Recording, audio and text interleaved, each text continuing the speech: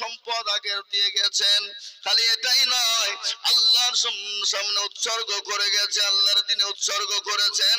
এমনকি ইসলামের জন্য মসজিদ, মাদ্রাসা, মার্কাজ, খানকা, ফিরত জমিনের জন্য, ইসলামের জন্য যারা দিয়ে গেছে, আজকে সেটা কেড়ে নিয়ে মুসলমানদেরকে পঙ্গু বানানোর একটা চিন্তা চলছে। জানেন তো আপনারা, গোটা ভারতবর্ষ উত্তল শুরু হয়েছে। এই ওয়াকফ সম্পত্তিকে নিয়ে আজকে তোলপাড় শুরু হয়েছে। বাবা, আজ আমি আপনাদেরকে বলে যাই, মুসলমানদের ওয়াকফ সম্পত্তি যদি খোদা না খাস্তা নিয়ে নেয়, তাহলে মুসলমানদের জন্য মসজিদ, আপনার মাদ্রাসা, মারকাজ, খানকা, এমনকি কবরস্থান এবং ঈদগাহ পর্যন্ত থাকবে না।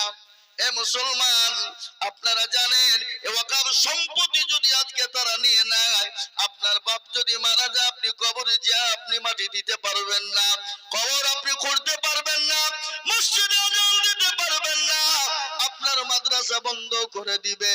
ও মুসলমান, আজ আমি আপনাদেরকে এটা বলতে চাই, দরদি ওই আমাদের দেশের মোদী সরকার, নরেন্দ্র মোদীজি, আজ ওই আপনারা চাইছে মুসলমানদের সম্পদকে কেড়ে নিয়ে মুসলমানদেরকে পঙ্গু কি করে বানানো যায়, মুসলমানদেরকে কি করে দুনিয়াতে ভারত থেকে শেষ করা যায়, এই একটা চক্রান্ত তারা বের করেছে।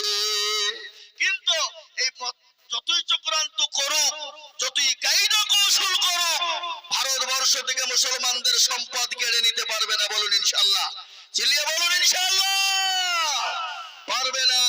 ভারতবর্ষের জমিনে মুসলমানরা জেগে উঠেছে, তোলপাড় শুরু হয়ে গেছে গোটা ভারতের মাটিতে।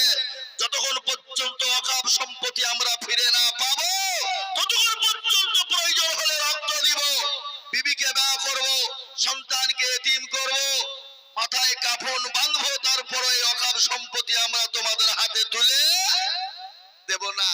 আপনারা জানেন তো, কিছুদিন আগে মাদ্রাসা বন্ধর একটা হিড়িক তুলেছিল। গত 24 সালের 25শে অক্টোবর মুসলমানদের বিরুদ্ধে 87টা কেস, তার মধ্যে মাদ্রাসা একটা ছিল, 47টা কেস মকুব হয়েছে। এবং মাদ্রাসার যিনি জাজম্যান, যিনি ছিলেন সুপ্রিম কোর্টের, উনি বললেন যে ভারতবর্ষের একটা মাদ্রাসা বন্ধ করার মতন ক্ষমতা পৃথিবীর কারো নাই। কেন? মুসলমানরা কোন অন্য জাতির পয়সায় মাদ্রাসা চালায় না, মাদ্রাসা বন্ধ করতে পারলো না।